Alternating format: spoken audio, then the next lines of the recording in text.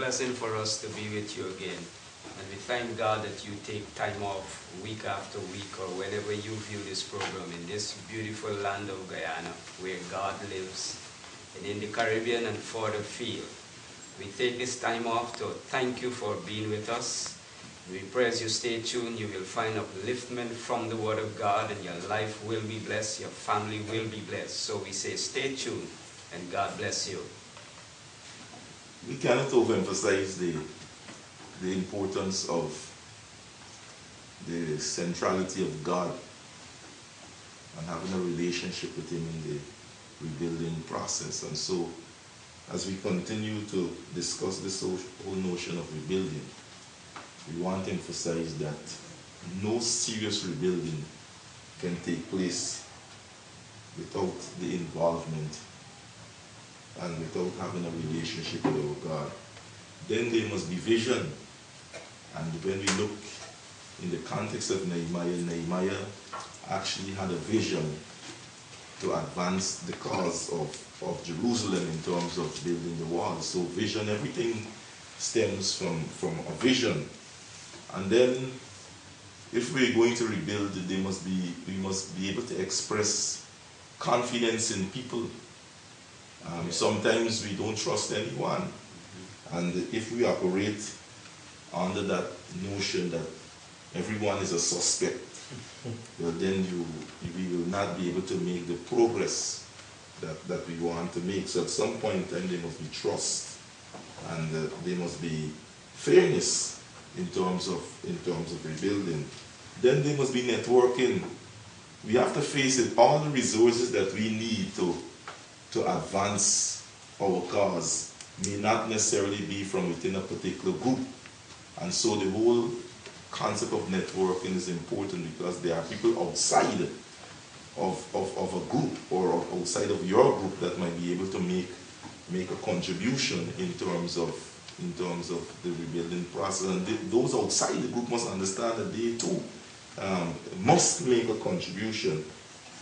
And then the whole thing about education, I think last week we spoke extensively on education and the importance of having people with knowledge and skills and varying abilities. And here is where the family is so important. If we will have a strong people rearing and ready to rebuild, they must be educated.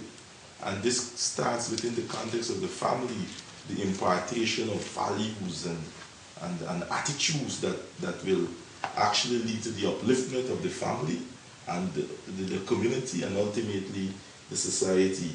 And so this evening we want to continue a discussion on the rebuilding process, taking into consideration these prerequisites. Gentlemen. What is critical after hearing all that you would have said, Pastor Hudson, is the fact that the resources that are available comprise of not just the materials, but the persons who would have made themselves available in the rebuilding process, as we saw with the case of the rebuilding of the walls in the book of Nehemiah. And in chapter 3, verse 1, there's a typical example here of a high priest, Eliashib, and his fellow priests.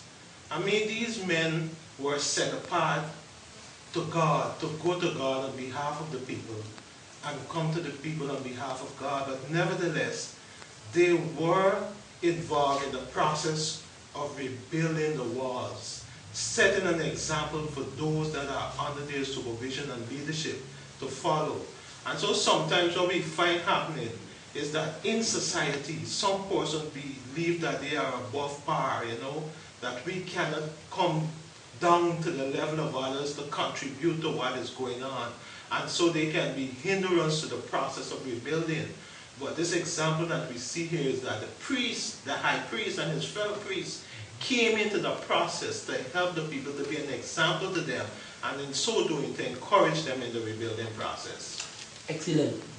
We sometimes believe that either our status prevents us, our resources prevents us, or our connection prevents us from getting involved in the rebuilding process. But for God, all are involved. God needs everyone, every hand on deck. And Elisha is a good example where even though of his status, he made himself available to start building right in front of where they were. And it is a necessary principle in every family. All are involved. Every member of the family is a part of the rebuilding process. Every member of the community is a part of the rebuilding process. And if we could only see that, every member of the nation is a part of the rebuilding process. So if we could see that, then we will make ourselves available for the process. It's so necessary. But just before my brothers jump in, Pastor Martin, you made an observation about the value of God. And you brought my mind right back to when Nehemiah got the concept or an understanding of the state of Jerusalem. And he was contemplating what he should do, and he mourned and cried. The next thing he did was to invite his God into the whole process as to what he should do and whoever he contacts for divine favor. And it is an example that somewhere along the line, from his experience, right on into his manhood, he was taught who God is, how valuable he is, how important not to go forward without him. And so he practiced exactly that. And throughout the rest of Nehemiah, you can see how God led him and guided him in the process. You know, relationship is important in any rebuilding process, because resources come, and when we meet, we discuss how we're going to go forward. Trust is another word that was mentioned earlier. If in a relationship there's no trust, look at the damage, look at the hindrance that is there with regards to rebuilding. I just want to open a window for the family, the marriage situation where a husband and wife, somebody was unfaithful and trust was broken. That relationship, to rebuild a relationship like that, it takes a lot of somebody deciding to humble themselves, forgive, and start trusting again. The same process, I think, is necessary in rebuilding every aspect of our lives. You gotta trust someone at some time. But what I want to introduce to us today is every individual that wants to rebuild must begin with the Creator. If the Creator is not the center of your process of rebuilding, you really can't relate to people, because people were created by the Creator, and He gives us the understanding of people. And if we understand what the Creator has in store for people, relationship, and out of relationship, resources, and out of resources, everything else can flow. So the process of rebuilding must begin with the hub, the Creator. In Nehemiah chapter 2, I find that as in chapter 1 and chapter 2, as Nehemiah starts to get involved in this whole process of rebuilding, and I find his understanding of Jerusalem, the visits he made to Jerusalem, and how quietly he went around to see the state. It spoke about his tremendous interest and his ability to verify what he was taught, what he learned. You ask yourself, one, where did Nehemiah, where did Nehemiah get all of that understanding of the value of Jerusalem, the purpose of his city, being a child who was born in a foreign land, being an individual whose parents came from Jerusalem, but he was brought up in a foreign land? Where did he get that kind of information? And the only place you can think of is in the home, where his parents taught him, where his parents instruct him. A few days ago, I was in my yard, and I was so blessed because it reminded me of my own home I came from, where some parents, they were playing the audio Bible. They have a young son, and playing the audio Bible for him, and playing gospel music for him. I don't know them to be any individuals who are very forthright in their faith, but clearly they have recognized that they have a young child growing up and there are some systematic instructions that they need to give to him. And in my home, I remember as a child, every single day, my parents did not fail to ensure that there is God a part of our lives. And if we could go back to, or if we can continue that kind of deliberate instruction, both of who God is and the value of our nation and the value of who we are as a people, I'm sure we will go very far. There's a saying that those who forget the past, they're condemned to repeat it. Well, I don't know how true that might be, but it has some merit. I know that much. And what we found in biblical times in terms of the family, and this is God set it up in such a way that they had different methods and systems of training children, young people, not just in the home, but contributions came from every quarter, from the priests, from the different festivals and the different activities. And all these things were so designed to have children recognize that in the past we did these things and these were the consequences.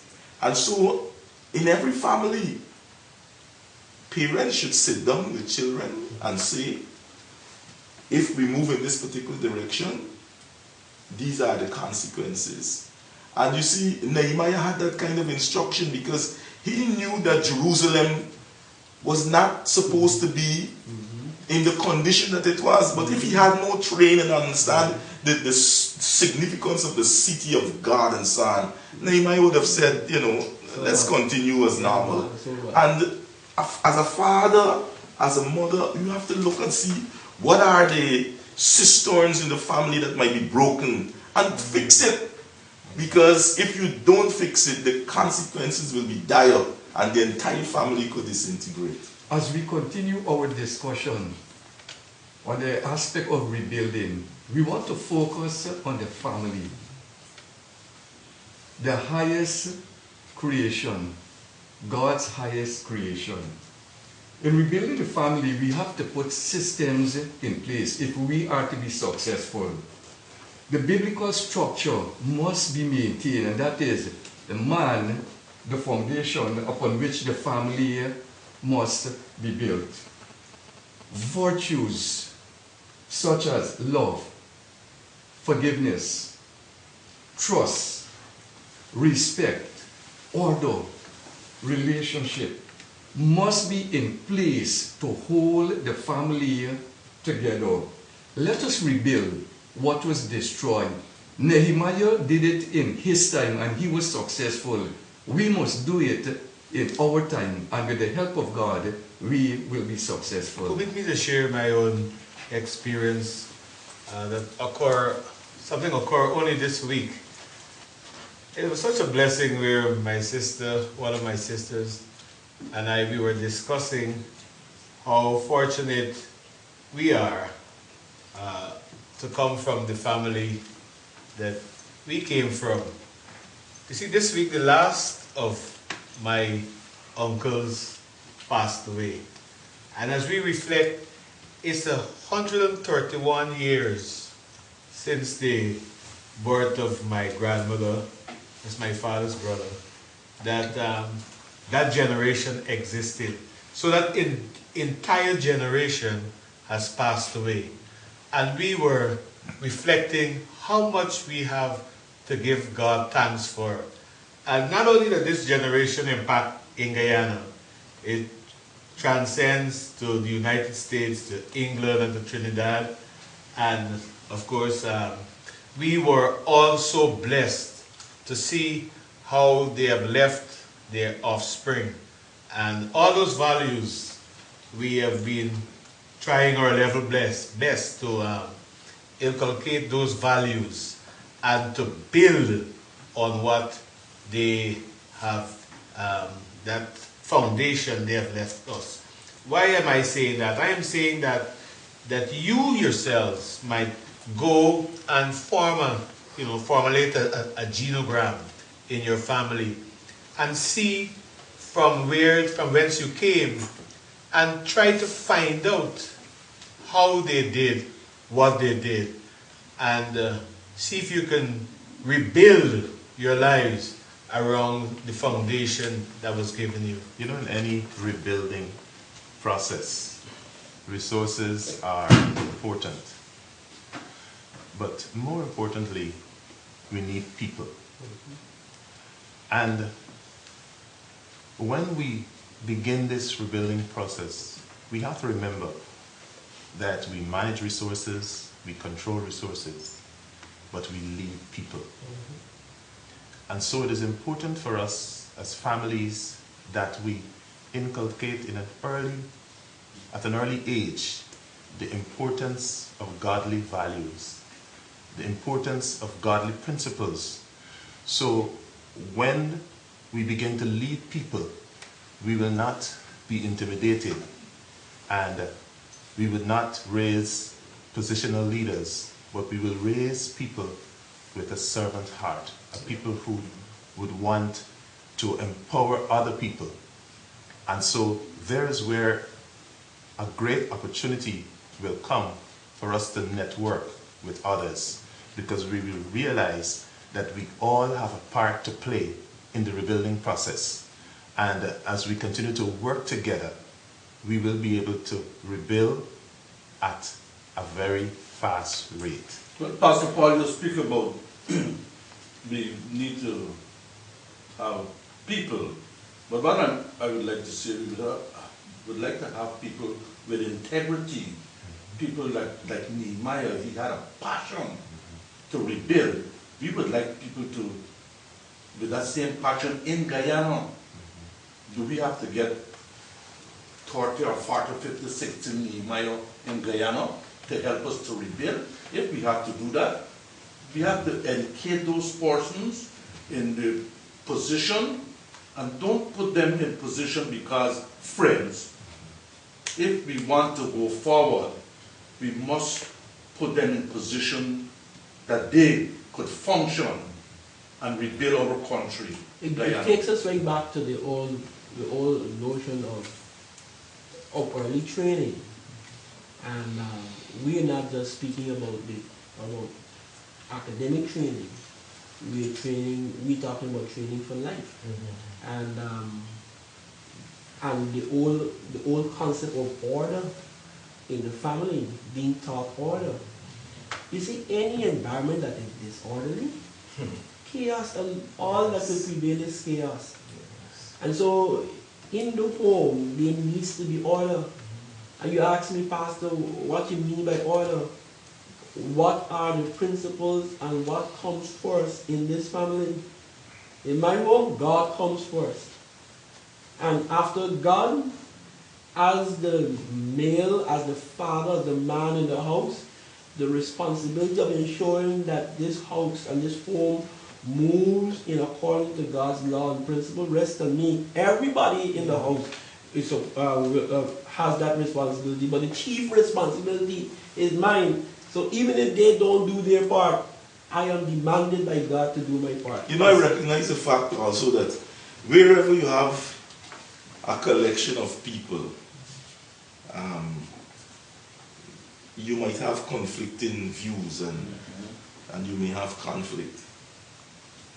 But being in a state of conflict doesn't mean that there should not be a period of making up, so to speak. You know, some people, because of a situation, they draw a line through your name and never again. You know, never again you shall make a contribution, or you should come around me. And so, going back to what you were saying, Pastor, and even forgiveness is an element of order, you know. Yeah, that's right. A man who's willing to forgive is an orderly man, because when you refuse to forgive, you contribute to disorder, because you and that person will always be at bay. and that is not what you want. So the thing about it is that even a man that may not be forgiven may be someone who has knowledge and could make a contribution to the process. But because he may have been misbehaved in the time past, you know, you draw a line through his name and we do it, and people even do it in family. You would never get anything again. We saw, you know, the prodigal son, when he caught himself, he came back, the father received him with open arms. And so there is a place for forgiveness, because those same people who we might have out in the desert, those same people may have a contribution. Yes, they may have misbehaved, but there's a time when that man who would have misbehaved also must come to the understand that he misbehaved, and also seek the same making up process. And those who may have been offended, nothing is wrong with you reaching out to that person so that you could get what he or she has to make a contribution to the rebuilding. And if you're having problems forgiving that person, remember, there was a time when you misbehaved. So, please, let us forgive. Pastor, you know, I like what you said, Pastor Sana, you know, about your responsibility. Regardless of what is taking place, you have a role to play in your home of teaching values. Last week I had my grandchildren, and I thought that if we're going to rebuild, I have to start somewhere. And so I was teaching them from the Bible how they should live, how we should live, and then I reflected upon when I was a young man growing up.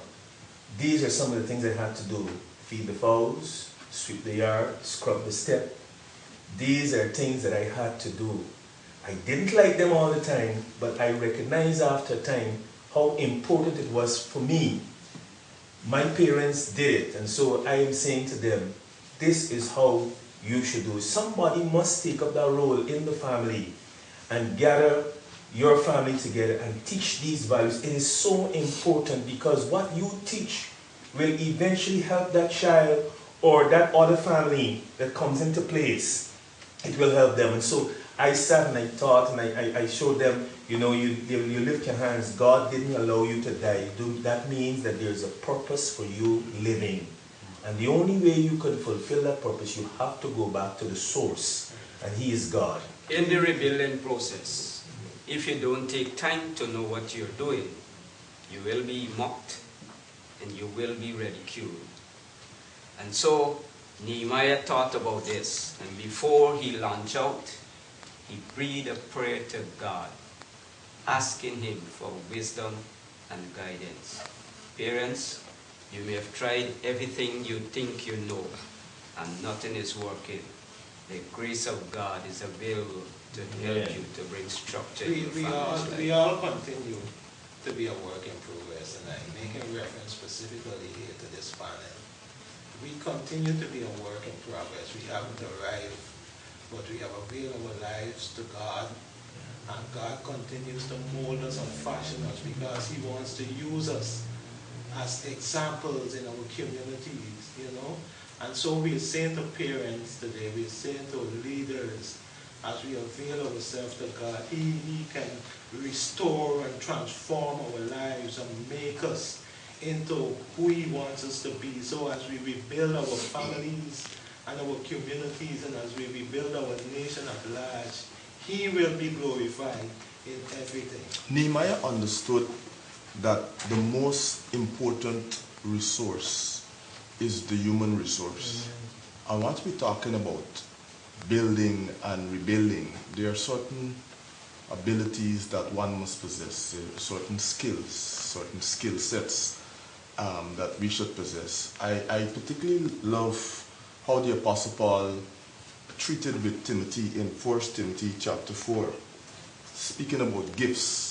You know, he said, you know, that we should meditate on our gifts, meditate on what is unique to us. Give yourself wholly, entirely over to whatever you know is your niche. And every one of us, we have an area that God has endowed us with in terms of potential, in terms of making a difference on the face of this earth. It says, give yourself over to them that thy profiting may appear to all. Take heed unto thyself. Pay attention. Don't be casual about you, because even as you develop yourself, as you invest in yourself, you will be able to be a correct fit wherever God would have placed you, so that you could make that necessary contribution that nobody else could really make.